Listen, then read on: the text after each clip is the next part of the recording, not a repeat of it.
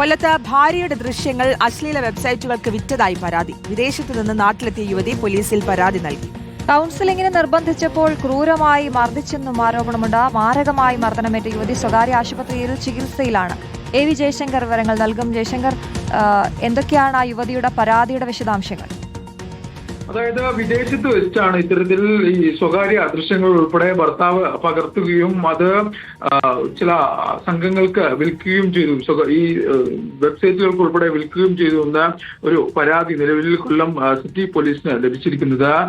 ഈ വിദേശത്ത് നിന്ന് നാട്ടിലെത്തിയ യുവതിയാണ് ഇത്തരത്തിൽ പരാതി നൽകിയിരിക്കുന്നത്. ഭർത്താവ് ക്രൂരമായി ഈ സംഭവം പിന്നാലെ ഭർത്താവ് ക്രൂരമായി തന്നെ മർദ്ദിക്കുകയും ചെയ്തുവെന്നും പരാതിയിൽ പറയുന്നുണ്ട്.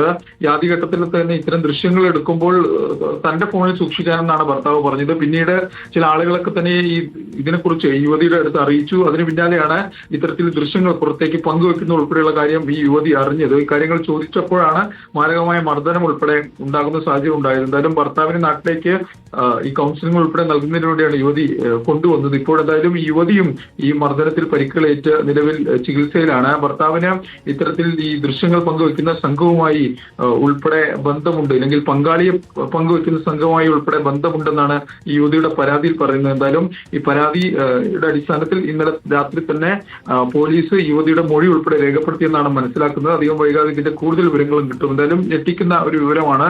ഇത്തരത്തിൽ സ്വന്തം പങ്കാളി തന്നെ ഇത്തരത്തിൽ ദൃശ്യങ്ങൾ പകർത്തിയത് മറ്റ് സംഘങ്ങൾക്കുൾപ്പെടെ പങ്കുവെക്കുന്ന ഒരു സാഹചര്യം. എന്തായാലും പോലീസ് ഈ വിഷയവുമായി ബന്ധപ്പെട്ട അന്വേഷണം ഇതിനോടകം തന്നെ ആരംഭിക്കുകയും ചെയ്തിട്ടുണ്ട്. ഈ പരാതിയുടെ സ്ഥലത്തിൽ എന്തായാലും യുവതി നിലവിൽ കൊല്ലത്ത് ഒരു സ്വകാര്യ ആശുപത്രിയിൽ ചികിത്സയിൽ തുടരുകയാണ്.